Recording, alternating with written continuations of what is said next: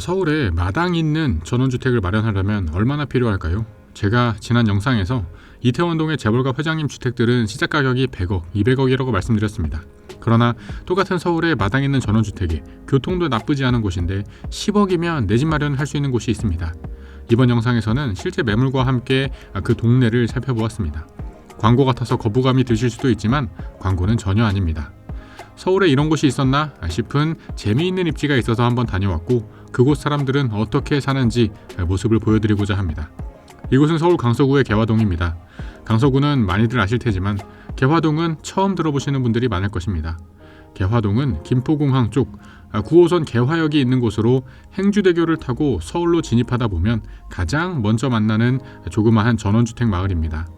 김포공항 근처라니 그럼 서울이 아니고 김포 아닌가? 라고 하실 수도 있습니다.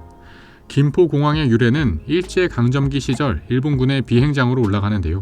그 이후에 미군, 우리나라 공군기지로 사용되다 지금의 김포공항으로 이어져 오고 있는 것입니다. 공항이 처음 들어설 당시 행정구역이 김포라서 김포공항이라는 이름이 붙었지만 지금은 서울로 주소지가 편입되어 있습니다. 개화동 이야기로 돌아오겠습니다. 앞서 김포공항 이름의 유래에 대해 말씀드렸는데요. 이곳 개화동은 그 이름이 개화산으로부터 유래했습니다.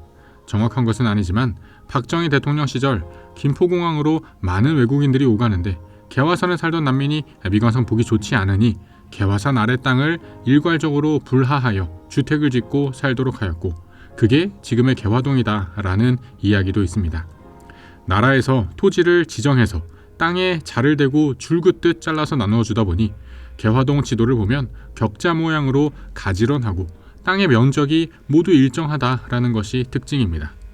땅 면적도 비슷하고 정방형으로 개발된 거주 지역이다 보니 가격도 비슷비슷할 것 같지만 이곳에도 부동산의 법칙은 존재합니다. 부동산은 첫째도 입지, 둘째도 입지, 셋째도 입지입니다. 개화동에는 부성마을, 신대마을, 상사마을, 내촌마을, 새말마을 등이 있는데요. 이들 중에서도 9호선 개화역에 얼마나 가까운지에 따라 집값이 모두 다릅니다.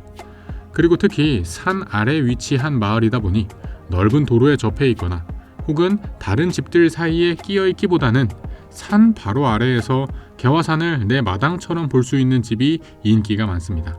물론 신축인지 구축인지에 따라서도 가격이 천차만별입니다. 실제 매물 몇 곳을 살펴보겠습니다. 지금 소개드리는 매물들은 저와는 전혀 상관이 없는 매물들이며 제가 중개수수료를 받는 것도 아닙니다. 그저 개화동의 특징을 살펴보기 위해 몇 곳을 찾아본 것입니다. 먼저 첫 번째입니다. 대지 80평, 지하 1층, 지상 1층 단독주택인데 매매 호가는 13억입니다. 내부 외부가 신축급은 아니지만 깨끗하게 잘 관리된 모습입니다. 위치도 개화역에서 멀리 떨어지지 않아서 교통도 편리해 보입니다. 두 번째입니다. 산 아래에 있는 집입니다. 신축급 주택이고 정원에 심어진 나무들도 조경용으로 아주 멋집니다. 지하는 없고 지상으로 2층짜리 집입니다. 매매 호가는 17억 5천만 원입니다. 세 번째입니다. 이곳이 가장 비싼데요. 매매 호가는 21억짜리 집입니다. 개화역에서 거리는 좀 있는 편인데 건물이 제일 고급스럽습니다. 지하 1층부터 지상 2층까지 있으며 건물 안에 중정을 만들어둔 곳이라고 합니다. 매매 호가가 부동산마다 25억부터 21억 5천까지 펼쳐져 있는 것이 특이합니다. 이처럼 개인 주택은 같은 동네라도 일정한 시세라는 것이 없습니다. 거래가 자주 있지 않기 때문입니다. 흔히들 개인주택은 거주하는 동안 딱 2번 좋다고 합니다.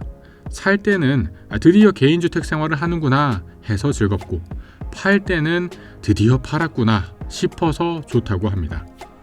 이처럼 마음에 드는 집을 사고 파는 게 쉽지는 않지만 서울에서 개인주택 생활을 해보고 싶으신 분들이라면 이곳 개화동을 한번 살펴보시는 것도 좋겠습니다. 긴 영상 시청해주셔서 감사드립니다. 영상이 마음에 드셨다면 채널 구독과 영상 좋아요까지 부탁드립니다. 그럼 저는 다음에 또 새로운 부동산 이야기로 찾아뵙겠습니다. 감사합니다.